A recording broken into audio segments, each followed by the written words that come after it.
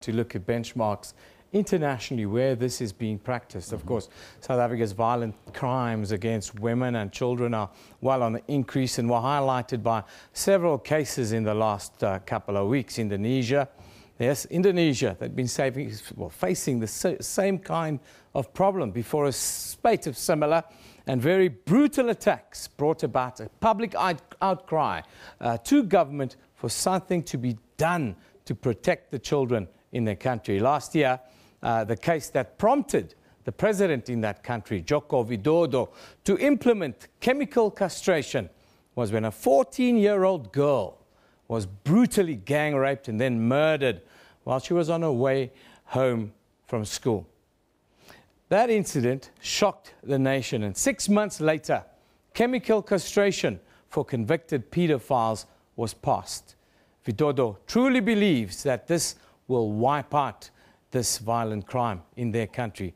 And with South Africa being considered well, one of the rape capitals of the world, is it about time we look at harsher punishments for rapists and bring the conversation to the forefront here in South Africa?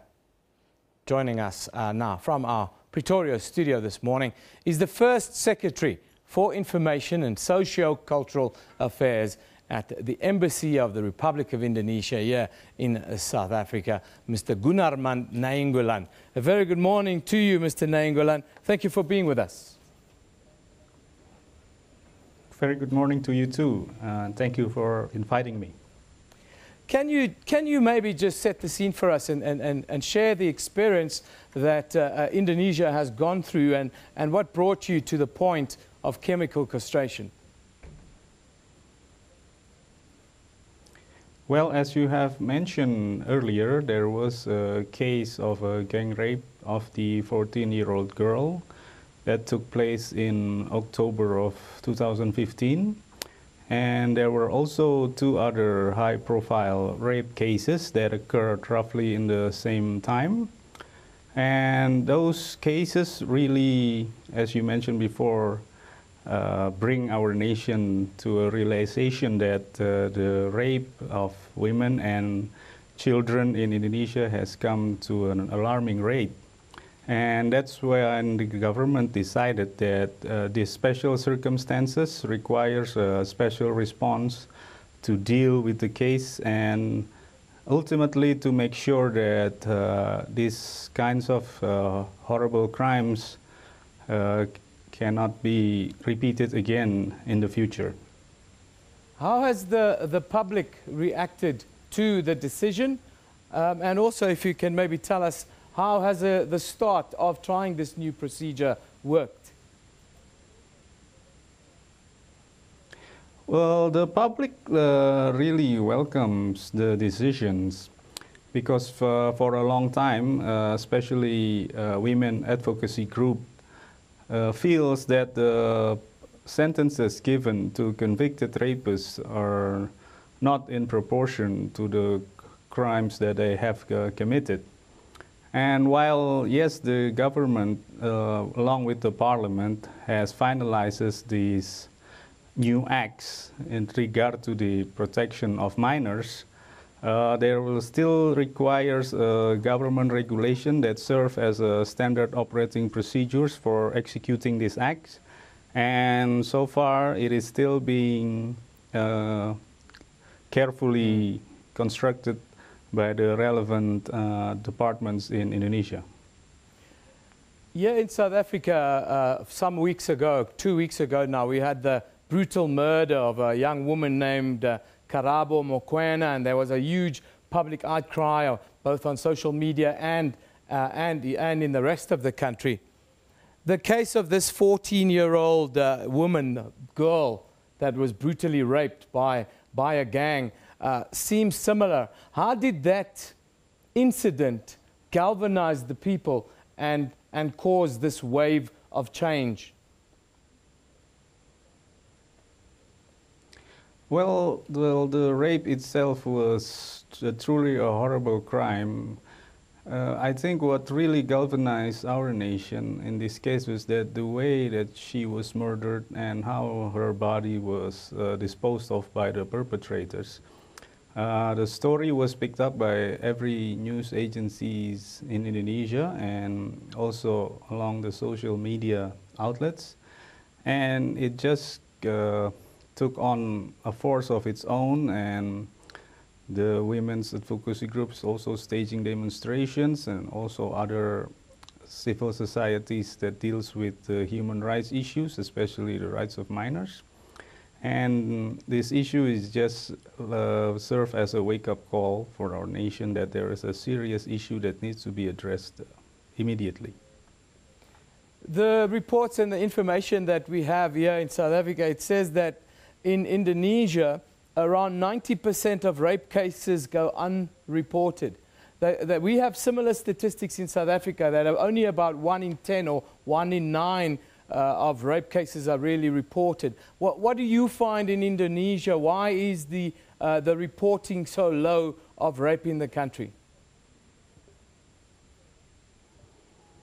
I think it has to do with the particularities of the sexual assault with regard especially to women. I think women feels this crime affects them very personally. And moreover, if they do want to file a report to the police, in the old days, usually when they go to a police station, what they will encounter will be police officers who are men.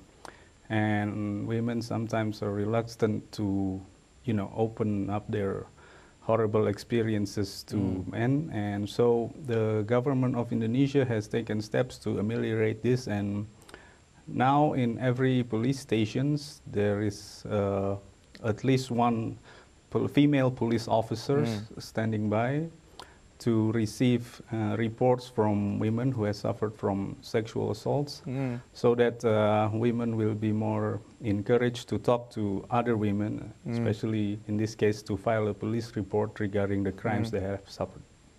In South Africa, women, if they wear short dresses and so forth, they are stigmatized also. You have similar problems with that?